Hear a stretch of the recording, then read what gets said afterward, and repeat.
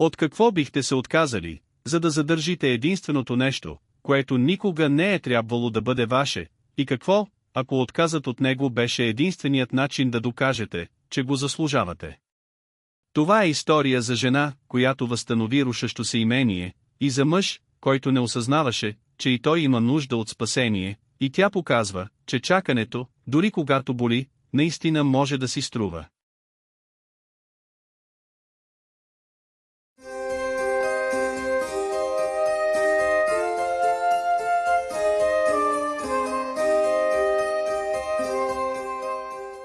В утрото, когато Еланор Вас пристигна в Уитмурхал, желязната порта стоеше ръждясала и отворена, а алеята беше пълна с мъртви листа, които никой не си беше направил труда да измете. Тя седеше зад волана на наетата си кола и дълго гледаше къщата. 3 етажа. Георгианска архитектура. Дясно крило, което очевидно потъваше. И някъде зад онези високи прозорци, мъж, който вече беше решил да събори всичко, за което тя се канеше да се бори. Еланор беше на 34 години и беше най-добрата специалистка по архитектурна консервация в Единбург. Беше спасила викторианска текстилна фабрика, Срутен Кей в Абърдин и Бароков Параклис, който половината град беше отписал като купчина развалини. Никога не беше проваляла сграда. Беше провалила обаче брак. А тишината на шотландската провинция през есента на 2019 година неприятно напомняше тишината, която беше изпълвала апартамента и кратко в месеците след развода. Твърде много пространство, твърде много време за мислене. Тя грабна чантата си и слезе от колата. Даниел Уитмор отвори входната врата, преди тя да успее да почука. Беше по-висок, отколкото бе очаквала от снимките в юридическото досие.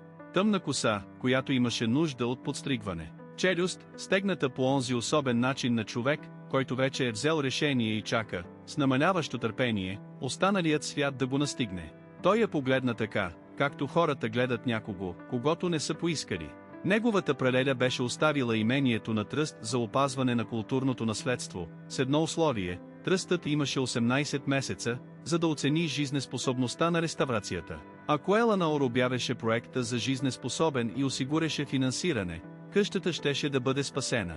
Ако я обявеше за изгубена, собствеността се връщаше на Даниел и той най-сетне можеше да я продаде и да затвори главата от семейната си история, която очевидно много искаше да затвори. Той кратко предложи чай в кухня, където 3 от таванните плочи бяха на петна от вода, а един прозорец беше запечатан с найлоново фолио и тиксо. Тя прие чая и не коментира тавана.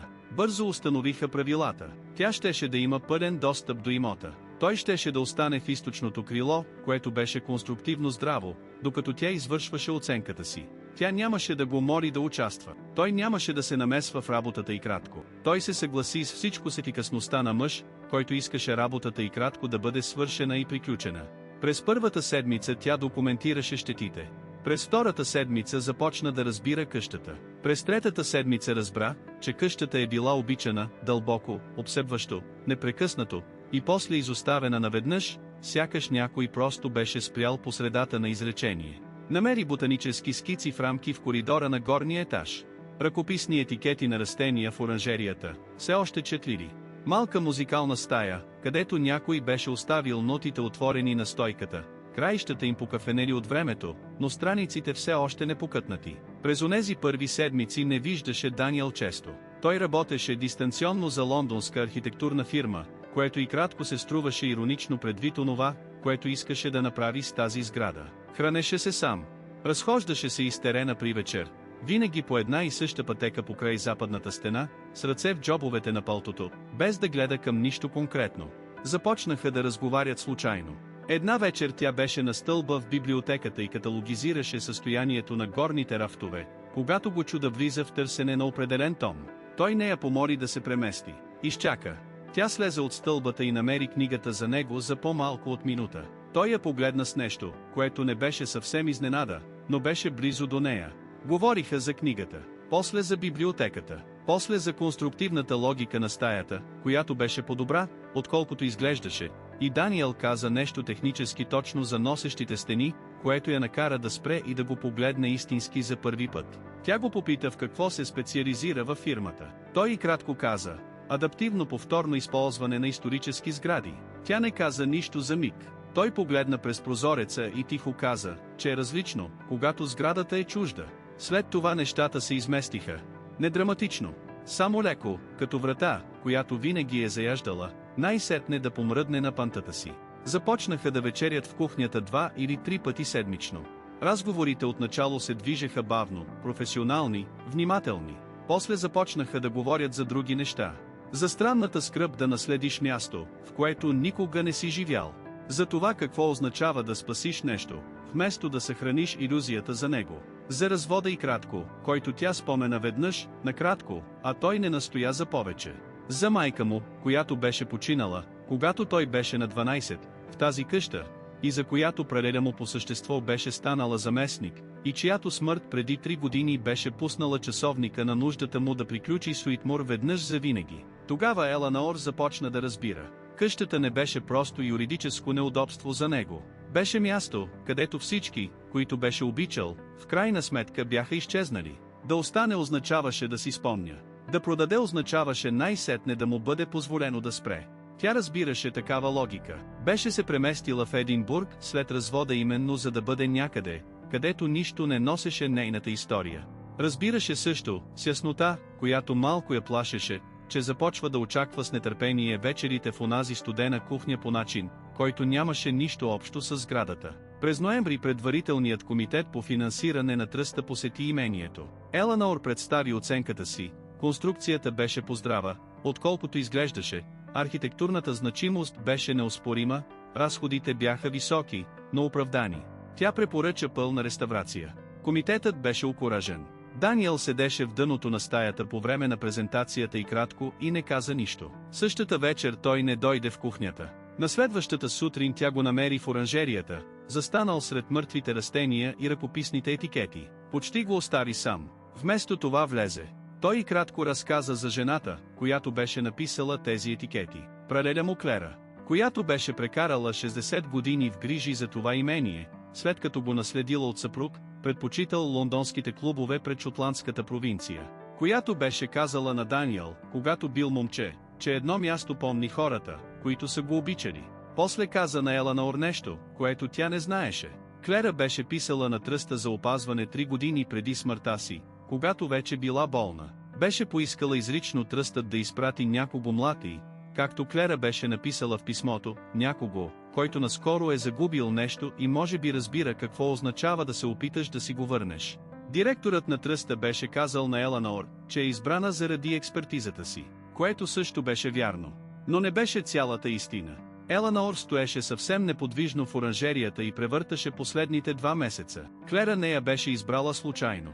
Клера беше прочела професионалната и кратко история, да, но също и интервю, което Еланор беше дала след развода, в архитектурно списание, където беше говорила как работата с стари сгради и кратко помага да вярва, че счупените неща все още могат да станат нещо цяло.